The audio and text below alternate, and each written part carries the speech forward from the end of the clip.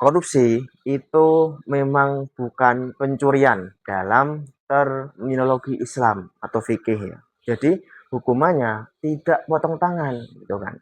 Bismillahirrahmanirrahim. Assalamualaikum warahmatullahi wabarakatuh. Halo seluruh semua, kembali lagi bersama saya. Kali ini di buku Nabi Tidak Melakukan Berarti Haram, halaman 145 kalau punya bukunya ya.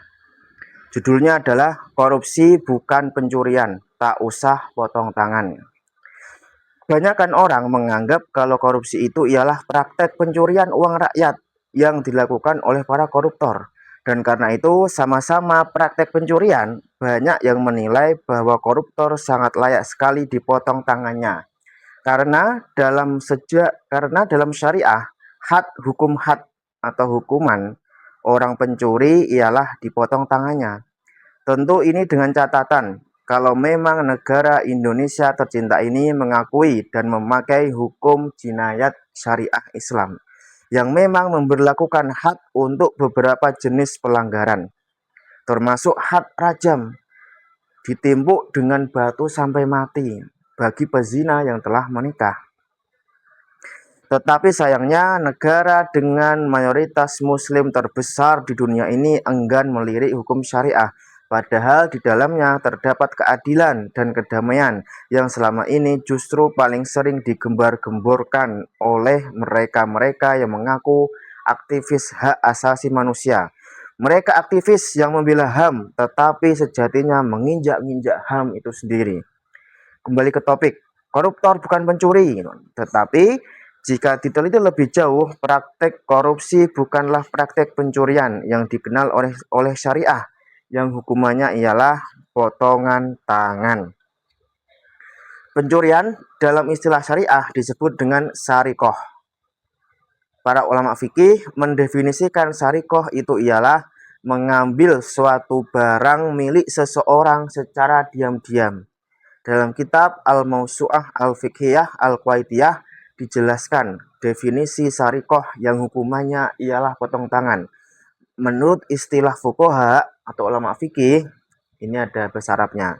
Akhdul aqilil balik nisoban muhrozan au maqimatuhu nisobun milkan lil ghair la syubhatalahu fihi ala wajihil khufyah. Pengambilan oleh seorang yang berakal dan balik atas harta yang telah mencapai nisab dan disimpan dengan aman, atau yang senilai dengan nisab, di mana harta itu milik orang lain yang dilakukan tanpa syubhat dengan cara tersembunyi. Ini dalam kitab Al-Mawsu'ah Al-Fiqhiyah Al-Qawaidiyah, juz 24 halaman 292. Dari definisi ini saja, korupsi sudah berbeda dengan pencurian yang dikenal dalam syariah. Selain definisi tersebut, pencurian yang membuahkan hukuman potong tangan itu harus terpenuhi juga rukun-rukunnya. Dari mulai 1. Si pencuri, 2. Barang curian, ketiga kadar barang curian, dan yang keempat sifat pencurian. Praktek pencurian ialah praktek yang dilakukan terhadap barang atau uang yang tersimpan rapi dalam tempat yang semestinya, kemudian dicuri, dan pencuriannya pun dilakukan secara diam-diam. Sedangkan praktek korupsi memang ia juga bagian dari pencurian, tapi pencuriannya dilakukan tidak dengan diam-diam. Dan barang atau uang yang dicuri pun tidak diambil dari brankas yang tertutup rapi, melainkan korupsi itu dilakukan atas uang yang memang dikelola sendiri oleh si koruptor, kemudian dikorup. Jadi korupsi dan pencurian jelaslah berbeda. Karena memang berbeda, maka hukuman untuk pencurian tidak bisa diberlakukan atas praktek korupsi. Hukuman takzir.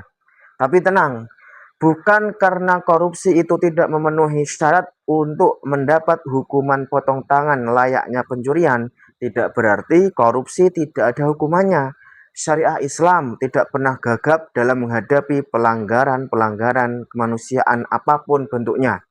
Karena memang syariah ini salah satu tujuannya atau makosidnya ialah menjaga harta dan kehormatan umatnya. Dalam hukum jinayat fikih Islam ada yang namanya hukuman ta'zir.